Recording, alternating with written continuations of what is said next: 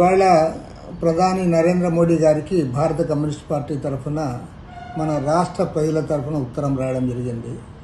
మొన్న కేంద్ర ఆర్థిక మంత్రి నిర్మలా సీతారామన్ గారు పార్లమెంట్లో ప్రవేశపెట్టిన బడ్జెట్లో మన రాష్ట్రానికి కొంత ప్రాధాన్యత ఇచ్చిన మాట వాస్తవమే. కానీ అందులో ప్రధానంగా అమరావతి రాజధానికి 15,000 కోట్ల రూపాయల వరకు సహాయం చేస్తామంటే అది గ్రాంట్గా ఇస్తారని అందరూ కూడా భావించారు. కానీ ప్రపంచ బ్యాంకు నుంచి లోన్ ఇప్పిస్తున్నట్లుగా ఆమె తర్వాత క్లారిఫికేషన్ ఇచ్చింది. కాబట్టి వాళ్ళు ఇప్పటికే అప్పుల్లో కూరుకుపోయిన ఆంధ్ర రాష్ట్రం ఆ రకంగా ఇబ్బందులు పడడం సరైనది కాదు.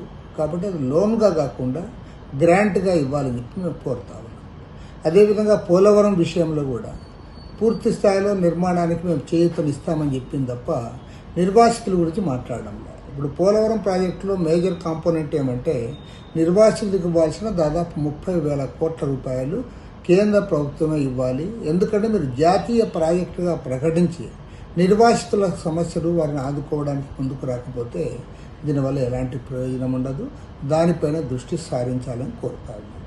అదేవిధంగా గతంలో వెనుకబడిన ఉత్తరాంధ్ర జిల్లాలు, రాయలసీమ జిల్లాలు, ప్రకాశం జిల్లాకు 50 కోట్ల రూపాయల చొప్పున మాత్రం ఇచ్చారు. అటు కాకుండా బుందేల్ఖండ్ తరహా ప్యాకేజ్ ఇవ్వాలని చెప్పి కూడా కేంద్ర ప్రభుత్వాన్ని మేము కోరుతా ఉన్నాం. ప్రధానమంత్రి గారికి ఈ అంశాలపైన ఉత్తరం రాశాం. ప్రధానమంత్రి గారు కేంద్ర ప్రభుత్వం స్పందించాలని చెప్పి కూడా విజ్ఞప్తి చేస్తాం.